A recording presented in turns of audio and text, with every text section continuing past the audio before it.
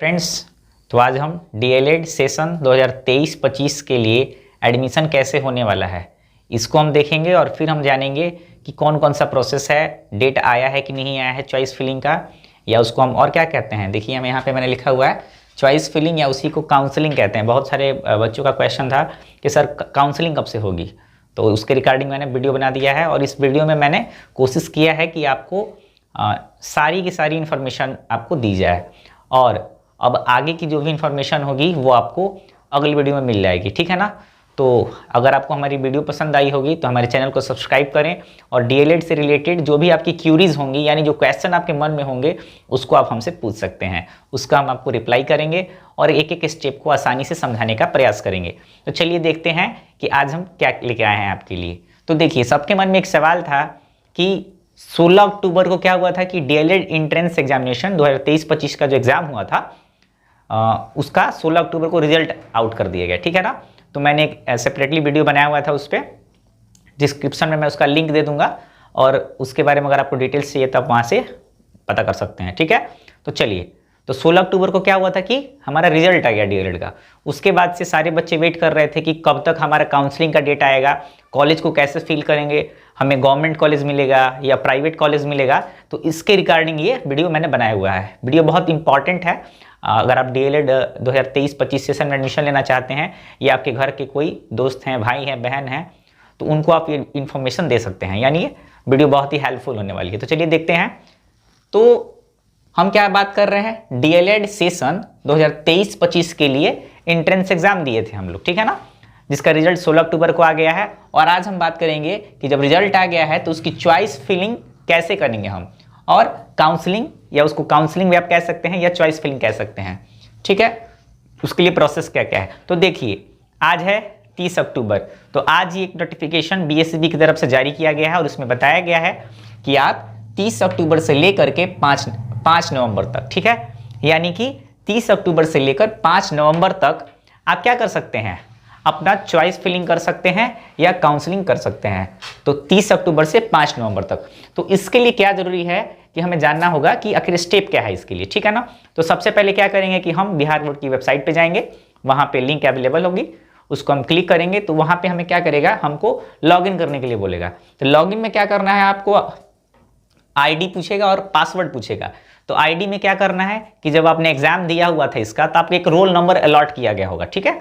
तो वो roll number आप डाल दीजिएगा आईडी में, और पासवर्ड में आपका डेट ऑफ बर्थ, वहां पे कैलेंडर खुल रहा है तो कैलेंडर से या तो आप चूज कर लेंगे, नहीं तो अगर टाइप करके फिल करना होगा तो इस प्रकार से भरना होगा, यानी 25, ये डैश, फिर ये 03, फिर डैश और ये ईयर डालना होगा। यानी प्रोसेस ये है। डालने के साथ ही जैसे ही आप लॉगिन पर क्लिक करते हैं तो क्या होता है कि आपका जो रजिस्टर्ड मोबाइल नंबर होगा, यानी रजिस्टर्ड मोबाइल नंबर जो आपने डीएलएड का फॉर्म भरते समय जो मोबाइल नंबर डाला होगा, उस पर एक 6 डिजिट का ओटीपी जाता है। ओटीपी जाता है, वहां पे ऑप्शन खुल जाती है, विंडो खुल जाती है ओटीपी की।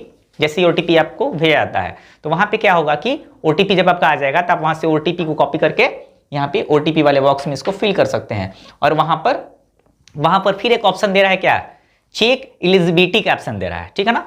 चेक एलिजिबिलिटी का ऑप्शन दे रहा है, यानी कि हम जान पाएंगे कि हम एलिजिबल हैं या नहीं है। तो जैसे ही हम उस पर क्लिक करेंगे तो वहां पर साइड में क्या किया गया है, 4 महत्वपूर्ण इंस्ट्रक्शन दिए गए हैं, रेड में करके ओपन होंगे।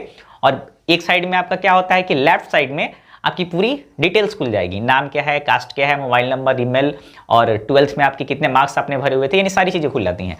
और इधर क्या होता है कि राइट साइड में आपको 4 महत्वपूर्ण इंस्ट्रक्शन आएंगे सामने रेड कलर से लिखे हुए, जो आपको वहां पे पढ़ना होगा। उसको पढ़ने के बाद आप क्या करेंगे, वहां पर पे नाउ का ऑप्शन दे रहा है, यानी पहले क्या कर रहा है, पहले आपसे पैसा पेमेंट करवाएगा। तो जान लेते हैं कि पैसा हमको कितना पेमेंट करना है उसके लिए, ठीक है ना।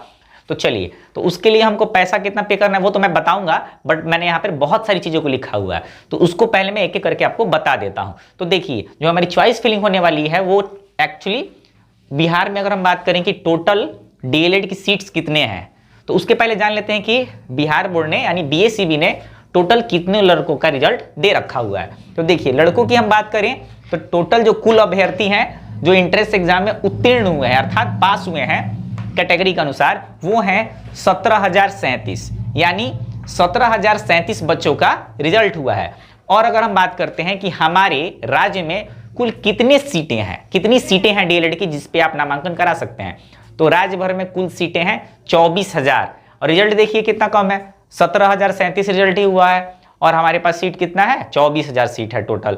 प्राइवेट या गवर्नमेंट कॉलेज की बात कर लेते हैं तो यानी कि जितने बच्चे पास हुए हैं अगर वो चाहें तो गवर्नमेंट मिलता है तो गवर्नमेंट, नहीं तो प्राइवेट में आसानी से एडमिशन ले सकते हैं, उसके लिए कोई इशू नहीं होगा। यानी मेरिट का तो कोई इशू ही नहीं बनता है। अगर आपका गवर्नमेंट कॉलेज में मेरिट नहीं बनता है तो आप प्राइवेट डाल लीजिए और वहाँ से आपको एडमिशन मिल जाएगी, ठीक है, ये मैटर आ जाता है। बट आपको मेरिट मैटर करता है किसके लिए, गवर्नमेंट कॉलेज कैसे मिलेगा, मैं सारा प्रोसेस बताऊंगा आपको धीरे धीरे। तो चलिए देख लेते हैं। तो गवर्नमेंट कॉलेज जो है, पहले हम बातें करेंगे कि बिहार में कुल कितने डीएलएड कॉलेजेस हैं। तो गवर्नमेंट कॉलेज की बात करते हैं तो वो हैं 66 और प्राइवेट कॉलेज हैं यानी निजी महाविद्यालय जो हैं वो कितने हैं, तो वो हैं 240। यानी कुल मिला जुला करके हमारे बिहार में कुल 306 कॉलेज हैं जहां से डीएलएड आपको कराया जाता है, ठीक है।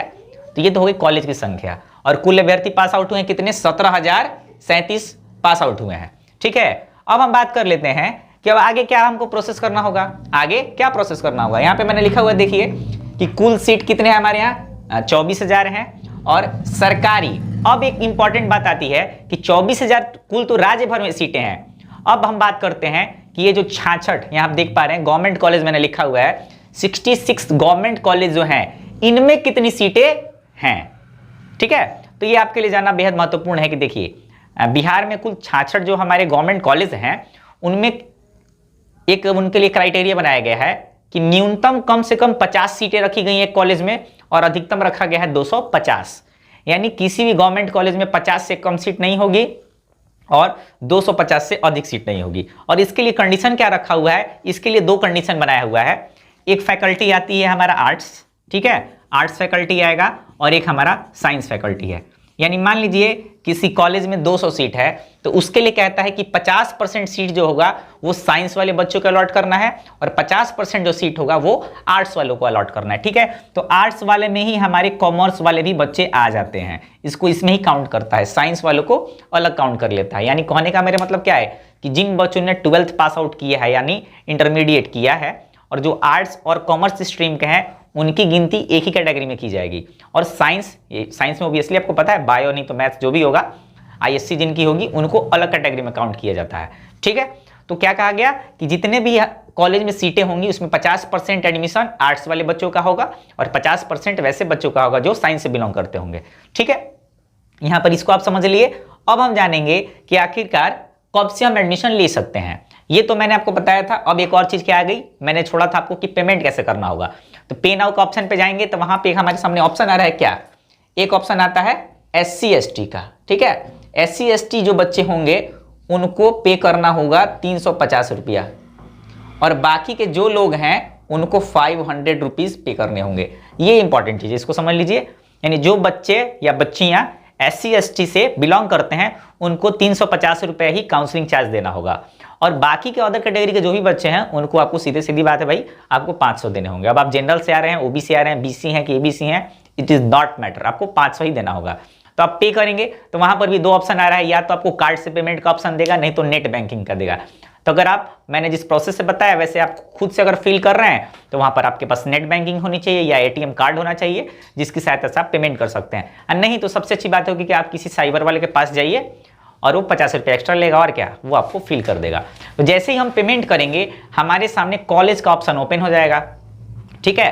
कॉलेज का ऑप्शन खुलेगा तो उसमें आपको क्या करना होगा, मिनिमम कम से कम आप 7-8 कॉलेज तो डाल ही सकते हैं, मिनिमम मान के चलिए 10 कॉलेज, ठीक है। अगर आपकी रैंक अच्छी है तो आप 10 कॉलेज चूज करके बाकी छोड़ दीजिए और 10 का 10 क्या कर दीजिए, आप सारे जितने भी आपके गवर्नमेंट कॉलेज जो होंगे आसपास के उसको डाल दीजिए। तो कहीं ना कहीं तो उठा ही लेगा अगर नंबर अच्छा है। मतलब मेरे कहने का मतलब अगर आपका 120 में 85-90 नंबर है तो आप आसानी से केवल 10 गवर्नमेंट कॉलेज को चूज करके छोड़ सकते हैं। और मैक्सिमम देता है चूज करने के लिए 30 यानी 30 कॉलेज चूज करने हैं, मिनिमम 10 कॉलेज चूज करना होता है, कभी कभी 5 भी देता है कहीं कहीं, ठीक है। मैं 10 मान के लेकर चल रहा हूँ, ठीक है, कहीं 10 दे तो आप कोशिश करेंगे कि आप क्या करिए ऐसे चूज कर लीजिए, ठीक है ना। और चॉइस फिलिंग करते समय सावधानी बरतना है, नहीं तो चॉइस फिलिंग में गड़बड़ हो जाती है तो फिर बाद में चेंज करने का ऑप्शन नहीं होता है, यानी आप पछताने लगेंगे।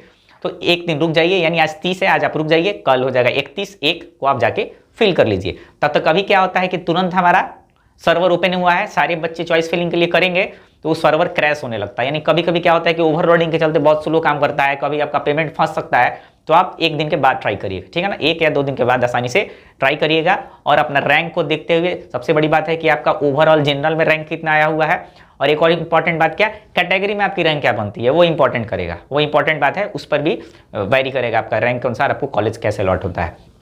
तो अब हम बात करेंगे और नोटिफिकेशन में क्या बात कही गई कि फर्स्ट मेरिट लिस्ट। अब हम इसके लिए डेट जो थी वो क्या थी, देख लीजिए यहाँ पे लिखा है मैंने, 30 अक्टूबर से 5 नवंबर तक तो हम क्या कर सकते हैं, पेमेंट करके अपना चॉइस फिलिंग का जो भी प्रोसेस है उसको पूरा कर देंगे।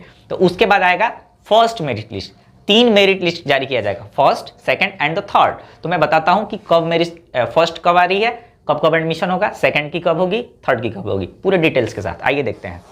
फर्स्ट मेरिट लिस्ट जो है वो 11 नवंबर को पब्लिश किया जाएगा। यानी आप क्या करेंगे, अपना सिंपली से ऐसा ही प्रोसेस होता है, अपना जैसे ही लॉगिन करेंगे वहां पर आपको एक इंटीमेशन लेटर सामने आएगा। इंटीमेशन लेटर को डाउनलोड करिएगा तो आप जैसा चॉइस फिल किए होंगे उसके अनुसार आपको कॉलेज अलॉट किया गया होगा। तो उस इंटीमेशन लेटर को निकाल करके, और फिर मैं आपको बता दूंगा कौन कौन सा डॉक्यूमेंट्स लगता है लेके आपको कॉलेज आना इंपॉर्टेंट है, इसके लिए एक सेपरेट वीडियो बना दूंगा, ठीक है ना। पहले आप इसको समझ लीजिए। तो 11 नवंबर को हमारा क्या हो रहा है कि फर्स्ट मेरिट लिस्ट आएगी, ठीक है। और उसके बाद क्या होगा कि 12 तारीख को आपको पता ही है 12 को दीपावली है, तो 12 को एडमिशन नहीं होगा। 13 नवंबर से लेकर के 18 नवंबर तक फर्स्ट मेरिट लिस्ट में जितने बच्चों का नाम आएगा उनका नामांकन लिया जाएगा कॉलेज में, ठीक है। याद रखिएगा डेट, 11 नवंबर को फर्स्ट मेरिट लिस्ट आएगा और 12 को छोड़ के 13 से 18 नवंबर तक आपको क्या किया जाएगा, फर्स्ट मेरिट लिस्ट पे एडमिशन होगा, ठीक है। और उसके बाद जिन बच्चों का फर्स्ट में नहीं आया होगा उनका सेकंड में आएगा, तो वो सेकंड के लिए वेट कर सकते हैं। तो सेकंड मेरिट लिस्ट जो होगी वो 26 नवंबर को आएगी, 26 नवंबर को। और 26 नवंबर को जब मेरिट लिस्ट आ जाएगा तो उनका भी सेम प्रोसेस होगा, इंटीमेशन लेटर निकालेंगे अपना, देखेंगे कहाँ दिया हुआ है, तो फिर उसके अनुसार 27 और 28 को उनका एडमिशन हो जाएगा, 27 और 28 नवंबर को।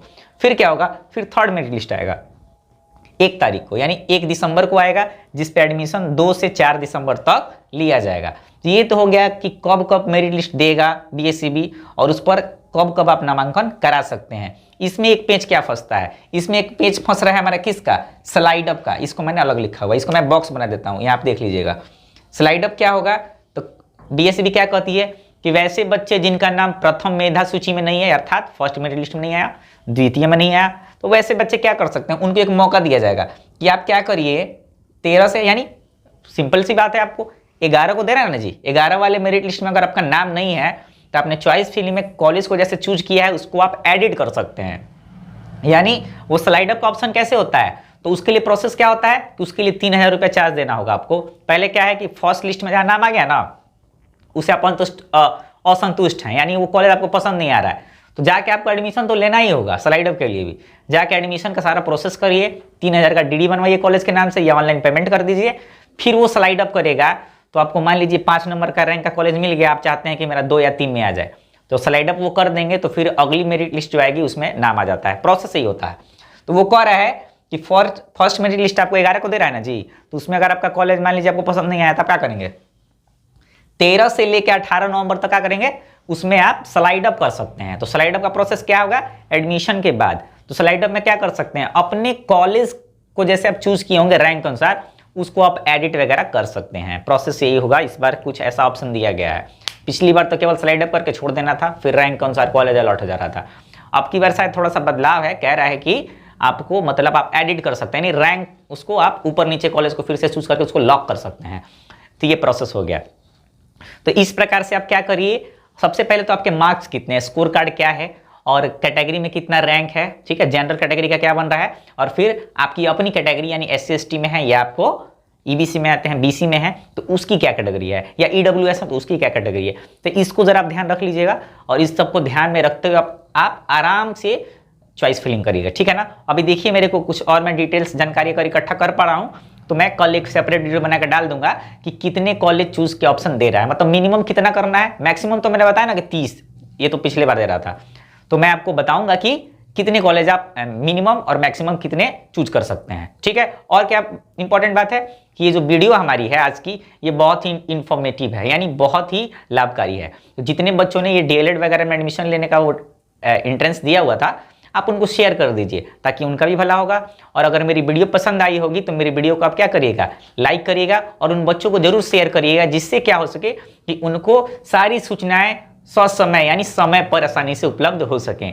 और फर्स्ट मेरिट लिस्ट जब आ जाती है तो मैं फिर से एक वीडियो बना देता हूं या उसके पहले बनाकर डाल दूंगा कि कॉलेज में आपको क्या क्या डॉक्यूमेंट्स इंपॉर्टेंट होता है ले जाने के लिए। उसके लिए एक सेपरेट वीडियो मैं बनाकर डालूंगा कि आपको क्या क्या लाना इंपॉर्टेंट है, ठीक है ना। तो चलिए आज के लिए इतना ही, मिलते हैं फिर नेक्स्ट वीडियो में, तब तक के लिए थैंक यू।